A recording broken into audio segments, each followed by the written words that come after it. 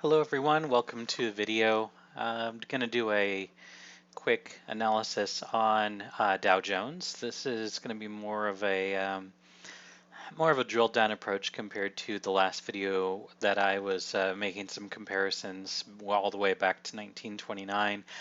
Before I get started, of course, this is definitely not financial advice. I'm not telling you to buy or sell here. I'm just giving my opinion on the market and what could potentially be be coming for the stock market here. I'm looking at the weekly time frame. Let me just kind of get back to a good view here and kind of hide some of these things that aren't really too important.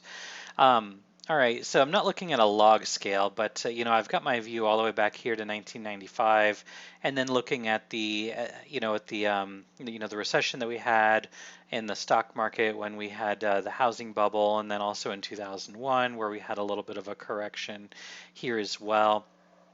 When we had the dot-com bubble, all of these things, they happen. And when we take a look at time, right? When we take a look at our Fibonacci time, I'm going to try and do some comparisons on the time it took from this high here to get down over to our area over here. And then what I want to do is I want to kind of compare where we got from this high up here and how long a correction might last before we start to recover. So moving from this high over to this high and then measuring this duration here based on when we receive this high right here, we're looking at March of 2027. So this is a long period of time, and we're looking at weeks at a time here. And this is testament to the amount of time it takes for the stock market to really make moves. We're talking from this high here in January of 2000 down here to the bottom, which was in September of 2002. We're talking about all of 2000, all of 2001, and almost all of 2002. We basically had 11 quarters that we had from this high to this correction down here. Then when we look at this high right here, and I promise I have a point that I'm getting to when I'm talking about this, we started in September of 2007 all the way down here to February of 2009. So we had all of 2008, we had the last part of 2007 and the first part of 2009. So this correction, this crash, if you will, happened a lot faster. But what we look for all the time whenever we are looking for the ends of corrections, what we're really looking for is something that's going to look a little bit like this, what we have, and I'll pull this up here. We have a high here, we come down sharp, and then we correct almost back to the same point where we were before. And if we go ahead and scroll into what we had over here, a couple things that we noticed. Of course, on this one, this was more of a rounded bottom. I wasn't a real big fan of that. And then we came back here. This also took a little bit of time for that to create a little bit of a W bottom here. But now this one right here is really quite interesting. This was a deep correction. It was sharp and it was fast. And not only that, it came right back to where it started. So we're looking here from October of 2018 through April of 2019. So a real sharp bottom here. And if we're looking at this, let me get rid of that. If we're looking at this from a channel, and actually what I'm going to do is I'm going to use my fib channel on this. We're going to go ahead and measure from this high here, and we're just going to watch. This really is pretty clean, and we'll take this down to about right here. And let me make some, I'm going to make some, and let me get this off of there. Okay, I need to get off of my redraw tool. All right, so let's take a look at this. I'm going to make some adjustments to what we're seeing here. And I'm going to move this from a negative to a positive. And I'm also going to move this from a negative to a positive. And this is going to be a 1.5 and this is going to be a 2. So I'm going to take this 1.5 and I'm going to mark this in red because I think this is the most important piece of data here to pay close attention to. All right, so a couple things. I've got a few different Bollinger Bands on here. And so I want to kind of explain what these are and where this data is coming from. Now the orange bands, and I'll kind of go in here and just kind of show you, we're using a length of 50 and we're on a weekly. So this is a 50 period weekly simple moving average. I'm using a 3.2 standard deviation. And if you can, if you can see here, this has been respected in many, many places on corrections. So the 3.2 standard deviation on a 50 period simple moving average on a weekly, a correction down here was respected and a correction down here was respected. We haven't had candles close below this. And this is no, this is no different. When we had this correction down here, we wicked below it, but we quickly had a good reaction off of it. And this is, again, the week of December 24th. And same thing back here. If we take a look down here on these corrections as well, you can see we wicked below it, but then we had a nice reaction off of that. We came back and we basically respected that level. We came back down, we respected it a second time, and then we started to continue to move up. Something else that I have on here, and this is again on a weekly time frame, I have this other set of Bollinger Bands, and this is a 250 period. So again, we're on a weekly, so this is a 250 period simple moving average here in the median with a 1.25 standard deviation. And we see this, the top of this was resistance until we were able to finally kind of break through, break above it, and then we have basically been bullish all the way here until recently, when inside of this set of Bollinger Bands, sorry, we have a third set here. I'm going to see if I can pull this in.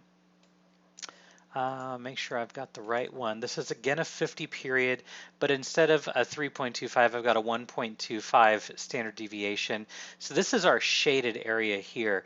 And this is really quite interesting because I use these three pieces of information, and there's several other different periods of data that you can use here, but I'm starting to take a look at this on more conventional assets, and it seemed to work out pretty well.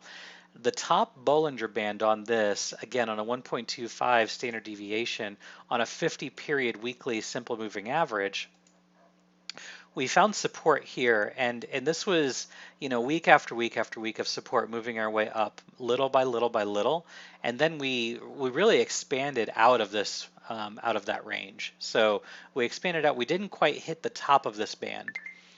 We attempted to hit the top here, we attempted to hit the top here, didn't quite happen. But once we moved inside of this range, right, so inside of that 1.25 standard deviation, and let me go ahead and just highlight this for you. Once we were able to go inside of this range here, this was indication that our bull run, or our momentum that we had, was quickly ending. This area right here where we bounced from the bottom straight up to the top, this was another indication that the bulls are not in control, and this is a warning sign for us that there's going to be a larger retracement coming, and that's exactly what happened. We pulled back down here to the bottom of this orange band, so the lower band here, which was also a 50% range expansion. So, and what I mean by that is I'm taking this top band here. Let me just go ahead and highlight these. I'll highlight the 50% in red, and I'm going to keep the top and the bottom. I'm going to keep those in cyan. So drilling in here just a little bit here, just to take a look at this, we had our top and our bottom. This created our range, and then we had another top right here. And again, and even if we didn't have this second one, or sorry, the third top up here to really pay attention to, let's just pretend for a moment that we didn't have that to look at. So what we then had was an expansion, a little over 50%, where we hit the bottom of this. I'm going to remove this polyline just for illustrative purposes. So we tested the bottom of this Bollinger Band. We hit the 50% range expansion. that's a significant correction as far as the stock market is concerned. In my opinion, this was a 3, 4, 5 on a much larger time frame, and we did an A, B, C correction here, and now we're in the middle of starting, a potential new run. Now, in order for this to remain bullish, a couple things need to happen, and they haven't happened yet. One of them has, that is, we were able to pull ourselves out of this Bollinger Band top. Let me go ahead and just color this a little differently, this upper band, just to illustrate it. I'm going to go ahead and put this in a nice color of, I don't want to use yellow because I'm already using yellow, so I'll use lime.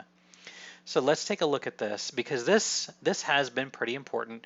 We had our rejection here, which, we have had, our bullish momentum on top of this, right? So we were able to push above this, and we're continuing to stay above it. Even though we pushed below it, we had our support on the bottom of the Bollinger Bands on this set, but we are finding a spring here, a spring here. We had a really good spring on, this was about a month ago, a really good spring back in the end of September. And now we're basically consolidating up here. And again, I think this, if you're looking to long the Dow Jones, if you're looking to get some options on DIA more long term, which I don't recommend doing options, I'm just saying if you are, this is definitely going to be a good area of stop loss. If we can close a weekly below this, this would be something where we would be looking for lower targets, which would take us back down here to potentially 24.4, maybe 24,000, especially as we find ourselves still inside of this range, very much so. It wouldn't surprise me to see us come all the way back down here to 24,200 or so in order to scare some people out of the market. But the second thing that we really need, and that hasn't happened yet, is this level here, which I don't have an upper band on. So let me throw this on here, and we'll go ahead and put this one also in a nice shade of red, and we'll make it a little bit thicker so we can pay really close attention to it. So the top of this band, again, we talked about this being support on the way up on our bull run. We're currently trading below it, and we've had our one, our two, our third test of it, and it's been rejected 3 times. Now that doesn't mean that we can't get back above it, but as long as we're trading below this, I do have a little bit of a bearish sentiment, but there is some conflictions as we're trading above this Bollinger Band here. Now, what does that mean? Where does that mean that we could potentially be going? If we come all the way back down here to 6,200 as our low, and we're looking at this as basically our move up to a 5, this could be a 1, 2, and then a 3, 4, and we would be going in for a 5th. So let's just take a look at what this would look like from a technical perspective. Let me just clean things up a little bit here. Going back to what we had. Okay, I'm going to clean those up and get rid of our ranges. There we go. Wanted to just remove that. Okay, so now let's just take a look here, and we're going to use Fibonacci for this. Again, we're still looking at a weekly time frame. We're going to go down here to this correction because this looks like a 5 wave here. Again, not to get too too much in the weeds on counts, but I'm just saying this could be potentially a 1, 2, and this would be a 3, and this is definitely a 4, and now we're working up to a 5. And so let's see what this looks like again on a let's see here, on a weekly time frame. I got to get off of that mode. It's going to ruin things. Okay. So again, we're looking down here, we're looking at the 3 from this 2. So our target, if we go from this bottom here to this 3 right here, we had a nice correction. We didn't quite get to the 382, but we had a really good spring, but like halfway between the 382 and the 236.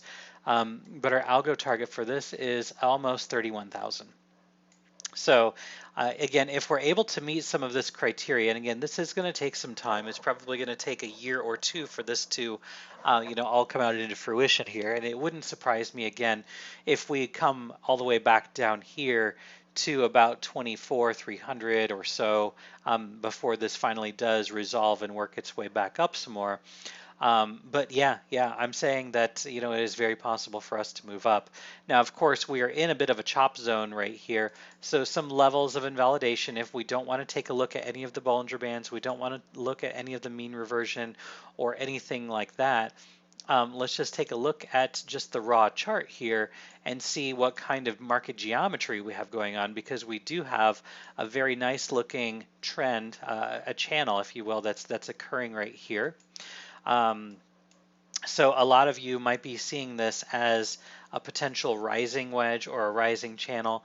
And if we just take that and we pull it right back down here, we can see that there is a little bit of consistency from both of these. So, it's very easy for you to say that this is maybe the end of a run, in which case this is going to look a little bit like this. We're going to go to an A, a B, and then an ABC to a C, and then maybe a D down here, and then we're going to go up for the E, and that could potentially get us, maybe to test 30,000 on the Dow Jones.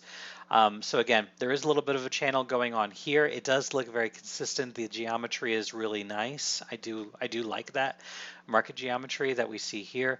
But then at the same time, we also have a little bit of this going on. So if we do make our way up above this, and it could take some time for this to happen, I would want to see a test of this trend line, which could happen right around here, to test this on the way down before we do finally find ourselves moving up a little bit more, and again testing that 30,000 mark. It would not surprise me one bit for there to be a scam pump up to 30,000. And again, this is looking at April of 2020. Again, this could take more time. It could take less time. My estimation is it probably will take about this time, looking at April. So we're looking at probably 6 to 7 months away before something like this happens. But a lot of this does have to do with what kind of things are going on with the election, how the United States is seeing potential presidential candidates. So a lot of chop is happening in this range. So just be very careful getting any options on Dow Jones here, unless we're able to break one of these trend lines, either to the up or to the downside. Right now this does look like we want to continue moving upward, just based on what I'm seeing here. This wedge that could potentially be forming here does have a little bit of bullish tendencies. We could be doing an A, B, C, D, E, and then now we're just going to move on up. So taking this and looking from the bullish perspective, working from up here, we've got basically an easy A, B, C, D, E, and then we're basically looking to continue upward and onward from that. So if we're basically going to look at this to basically expand this wedge, the length of the A, we're going to be looking to expand from potentially about right here. A 100% expansion is going to take us up to 29,800. So that would be the target if we were to break out. It's somewhere in this range. If we break out of this, our target is going to be 29,800. So it would be very easy for us to push up and test 30,000 before we move down. Keep in mind right now we're at 26,800. So we're still looking at about a $3,200 move on the index from here. So lots of opportunities, but I would still wait for some resolution, again, to either the upside or the downside. I would be looking for something like this to move up, and then if we're moving down, I would look for something like this to move down. And for the downside target, I would be looking at about 24,250 or so. So this is our trend lines. This is what we're looking at right now as we're chopping inside of here. I would just be very careful putting in any long-term plays. Of course, there are plenty of short-term plays to be had. And we don't talk too much about the stock market on the Discord, but I'm more than happy to take a look at some stocks and things for you. And give my opinion on them, because that's all I'm doing, is I'm just giving my opinion on things. But yeah, feel free to shoot me a comment, like, subscribe, share, all that good stuff. And if you have any questions, let me know. Otherwise,